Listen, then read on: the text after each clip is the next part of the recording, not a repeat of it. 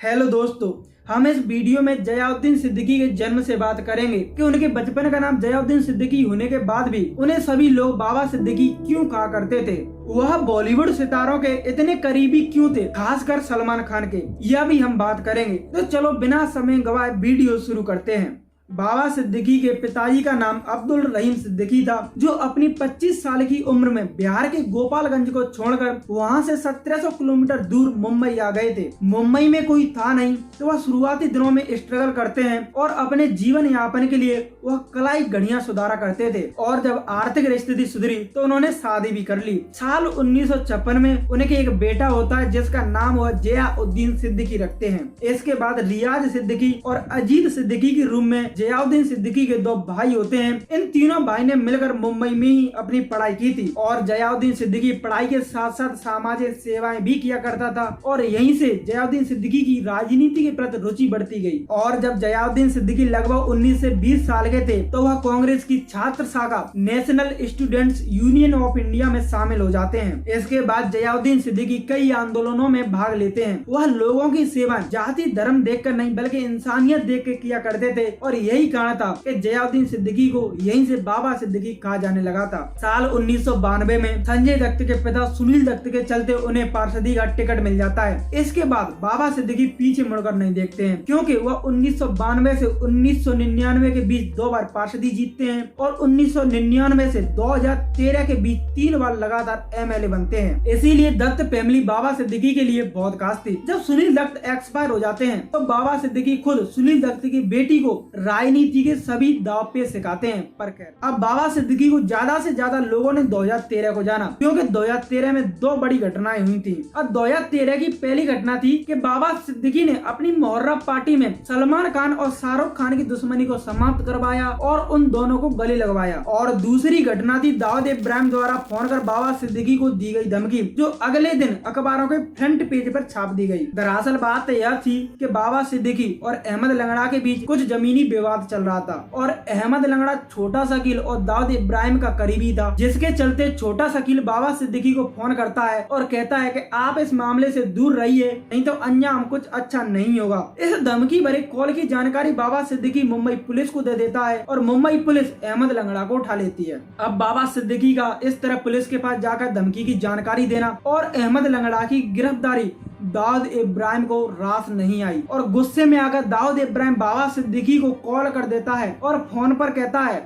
राम गोपाल वर्मा से कहकर तेरी फिल्म बनवाऊं क्या। और मूवी का टाइटल एक था MLA। साल 2015 में सलमान खान को मुंबई कोर्ट 2002 के कार एक्सीडेंट के चलते 5 साल की सजा सुनाता है। तब बाबा सिद्दीकी न केवल सलमान खान को जेल जाने से रोकते हैं, बल्कि इस केस से सलमान खान को पूरी तरह बरी करा देते हैं और यहीं से सलमान खान और बाबा सिद्दीकी की दोस्ती गहरी होती जाती है। जब बाबा सिद्दीकी 2014 का विधानसभा चुनाव हारते हैं और इसके बाद कई घोटालों में ED के आड़े हाथों आते हैं, तो हर कोई सोचता है कि बाबा सिद्दीकी के नाम का चैप्टर खत्म हो गया। लेकिन बाबा सिद्दीकी वापसी करते हैं और 2019 के विधानसभा चुनावों में खुद न लड़कर अपने बेटे जीशान को बांद्रा ईंट से खड़ा करते हैं और जीशान शिवसेना के उम्मीदवार को 5790 वोटों से हरा भी देता है। बाबा सिद्दीकी ने 8 फरवरी 2024 को कांग्रेस के 47 साल के रिश्ते को यह कहते हुए तोड़ दिया कि हर रोज रोने से अच्छा है कि आप एक दिन अलग ही हो जाएं। और इसके बाद 12 फरवरी 2024 को वह अजीत पवार के नेतृत्व वाली नेशनल कांग्रेस पार्टी ज्वाइन करते हैं और यही बाबा सिद्दीकी का पूरा राजनीतिक करियर था। तो चलो अब शुरू करते हैं। बाबा सिद्दीकी की हत्या की प्लानिंग कब और कैसे की गई थी और जिन 6 आरोपियों के नाम आ रहे हैं वह लॉरेंस गैंग से कब और कैसे जुड़े। अब पहला आरोपी जिसकी हम बात करेंगे उसका नाम है शिवम रामेश्वर लोनकर उर्फ सिब्बू। यह वही शख्स है जिसने गोलीकांड हो जाने के एक दिन बाद फेसबुक पर ट्वीट किया और लॉरेंस गुरु की ओर से इस हत्या की जिम्मेदारी ली। अब बात आती है कि शिवम लोनकर आखिरकार लॉरेंस गुरु से जुड़ा कैसे, तो वो भी सुनिए। शिवम लोनकर महाराष्ट्र के अकोला जिले के अकोटा तहसील के नेहुरी गांव का रहने वाला है। 16 जनवरी 2024 को अकोटा पुलिस आर्म्स एक्ट की धाराओं के तहत एक मामला दर्ज करती है और इसी मामले के तहत वह 10 आरोपियों को गिरफ्तार भी करती है और इन 10 आरोपियों में से 2 लोनकर भाई थे, जिन्हें 30 जनवरी 2024 को पुणे से 3 पिस्तौल और 11 कारतूस के साथ गिरफ्तार किया गया था। और तभी अकोट पुलिस के हाथों लॉरेंस से जुड़े होने के सबूत शिवम से मिले थे, जिसके बाद अकोट पुलिस लॉरेंस गैंग तक पहुंचने की पूरी कहानी शिवम लोनकर से सुनती है। शिवम लोनकर 10वीं क्लास तक पढ़ा है। वह भारतीय सेना में भर्ती होना चाहता था, लेकिन वह परीक्षा नहीं दे सका क्योंकि परीक्षाओं की अनियमितताओं के कारण उसकी आयु कट ऑफ एज से ज्यादा हो जाती है। इसी दौरान शिवम लोनकर की मुलाकात एक बजरा नाम के व्यक्ति से होती है और यही व्यक्ति शिवम लोनकर का परिचय रवि बिश्नोई के भाई अनमोल बिश्नोई से कराता है। इसके बाद शिवम लोनकर एक व्हाट्सएप ग्रुप बनाता है और उस ग्रुप में अपने जैसे कई लोगों को जोड़ता है। इस ग्रुप का उद्देश्य होता है कि बलात्कारियों को समाप्त करना, यानी जो काम पुलिस प्रशासन करता है अब वही काम शिवम लोनकर एक व्हाट्सएप के जरिए करेगा और अपने इसी काम से शिवम लोनकर लॉरेंस गिरोह का विश्वास जीत लेता है। इसके बाद लॉरेंस गिरोह उन्हें आधुनिक हथियारों के प्रशिक्षण के लिए नेपाल भेज देते हैं और अब यहीं से शिवम लोनकर लॉरेंस गिरोह के लोगों के लिए हथियार सप्लाई करना चालू कर देता है, जिसमें उसका साथ उसका भाई प्रवीण लोनकर भी देता है। अब दूसरा आरोपी है हरियाणा के कैथल जिले के नरण गांव का रहने वाला गुरमेल सिंह।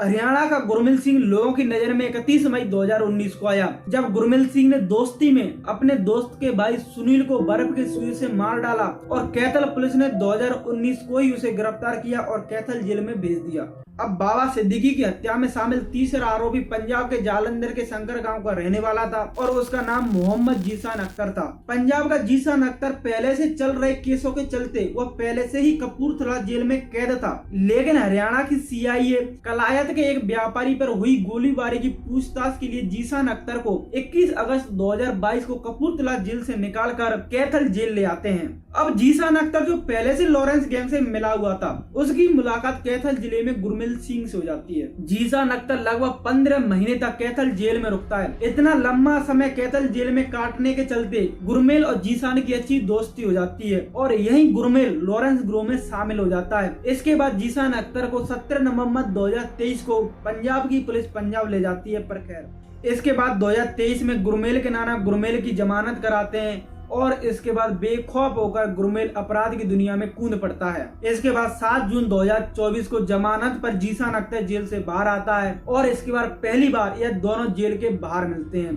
तब जीशान गुरमेल को एक काम बताता है और उसी काम के चलते यह दोनों पंजाब हरियाणा को छोड़कर महाराष्ट्र चले जाते हैं। अब चौथा आरोपी है यूपी के बहराइच जिले का रहने वाला हरीश कुमार बालकराम, जो पुणे में स्क्रैप डीलिंग का काम करता और बालाजी स्क्रैप सेंटर भी चलाता था। इसी दुकान में 3 और लोग काम करते थे, जिसमें गुल्लू, मोनू और तीसरा नाम जो आपको याद रखना हुआ है शिव प्रसाद गौतम। पुणे के इसी इलाके में हरीश कुमार की दुकान के पास ही 2 लोनकर भाई एक डेयरी चलाते थे। मैंने आपको पहले बताया था कि अकोट पुलिस ने 10 आरोपियों को गिरफ्तार किया था, उनमें से 2 लोनकर भाई थे। उन्हें 30 जनवरी 2024 को पुणे से गिरफ्तार किया गया था।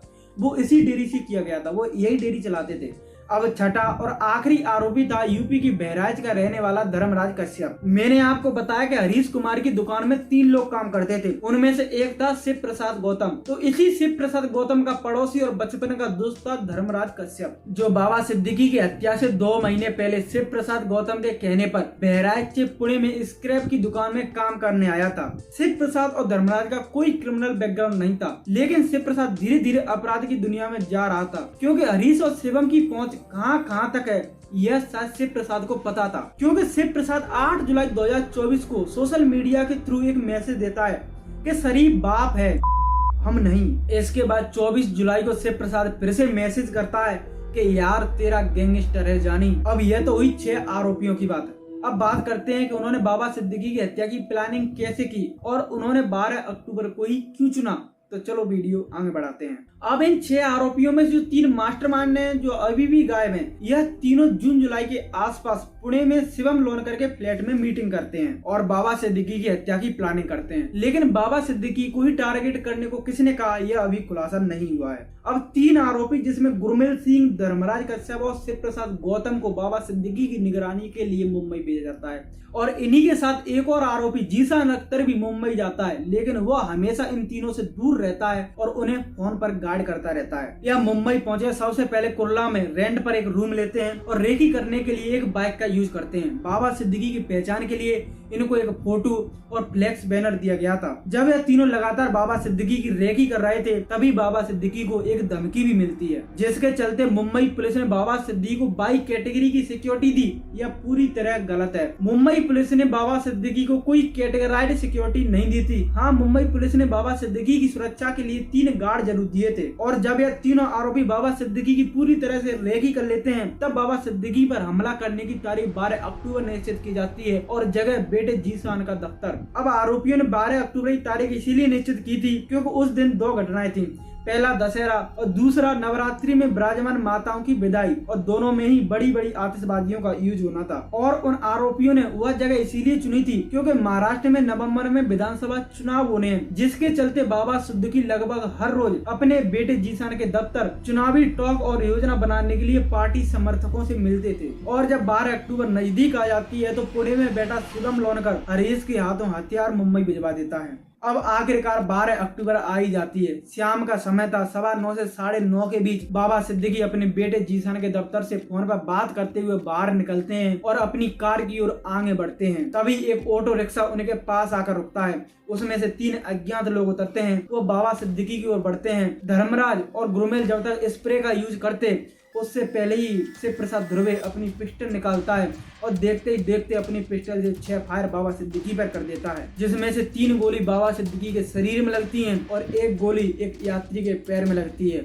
और बाकी की 2 गोलियां बाबा सिद्दीकी की कार में जाकर लगती हैं। इसके बाद तीनों आरोपी वहां से भागने का प्रयास करते हैं। शिव प्रसाद गौतम तो सफल हो जाता है, लेकिन धर्मराज और गुरुमेल वहीं दबोच लिए जाते हैं। अब घायल बाबा सिद्दीकी को लीलावती हॉस्पिटल भेजा जाता है। वहाँ के डॉक्टर बाबा सिद्दीकी को होश में लाने का हर संभव प्रयास करते हैं, लेकिन अंततः 11:27 पर बाबा सिद्दीकी अपना देह त्याग देते हैं। इसके बाद मुंबई पुलिस हाई अलर्ट पर आती है, लेकिन तब तक तो शिव प्रसाद गौतम उनके चंगुल से निकल चुका था। इसके बाद मुंबई पुलिस कई एंगलों से इस केस की जांच शुरू करती है, जैसे कॉन्ट्रैक्ट किलिंग, बिजनेस राइवलरी या तीसरा सबसे महत्वपूर्ण स्लम रीडेवलपमेंट प्रोजेक्ट, क्योंकि बाबा सिद्दीकी और उनके बेटे जीशान दोनों ही बांद्रा कुर्ला कॉम्प्लेक्स के 2 प्रोजेक्टों पर अपनी आपत्ति जता रहे थे। इधर मुंबई पुलिस अपनी जांच कर रही थी, वहीं दूसरी बाबा सिद्दीकी को 13 अक्टूबर की सुबह 6 बजे लीलावती हॉस्पिटल से विले पार्ले के कूपर हॉस्पिटल में पोस्टमार्टम के लिए भेज दिया जाता है। इसी 13 अक्टूबर की तारीख को फेसबुक पर एक ट्वीट आता है और यह ट्वीट किसी सब्बू लोनकर महाराष्ट्र ने किया था। इसी ट्वीट के जरिए लॉरेंस गिरोह इस हत्या की जिम्मेदारी लेता है। उस ट्वीट में साफ साफ लिखा था कि सलमान खान, हम जंग नहीं चाहते थे,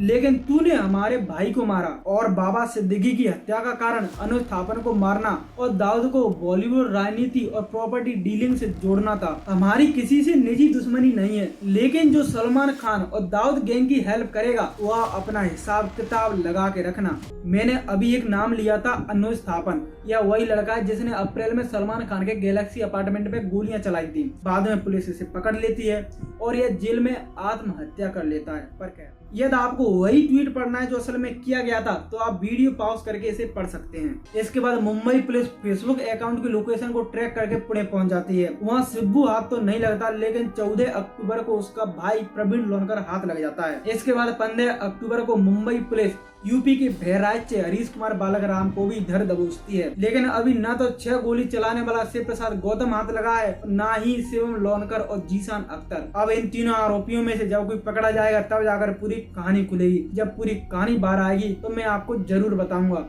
अब हम जल्द मिलेंगे अगली वीडियो में, जब तक के लिए गुड बाय मेरे दोस्तों।